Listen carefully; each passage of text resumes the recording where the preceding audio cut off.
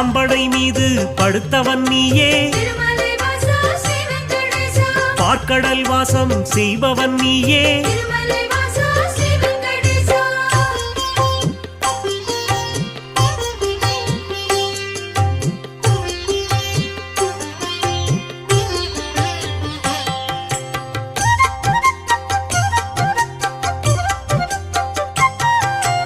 அன்றொரு நாளில் மாமுனி எல்லாம் ஒன்றாய் இணைந்து யாகம் அமைத்தார். அவ்விடம் வந்த நாரத முனியோ உங்களின் யாக பலனை எல்லாம் யாருக்கு அளிக்க தீர்மானம் செய்தீர்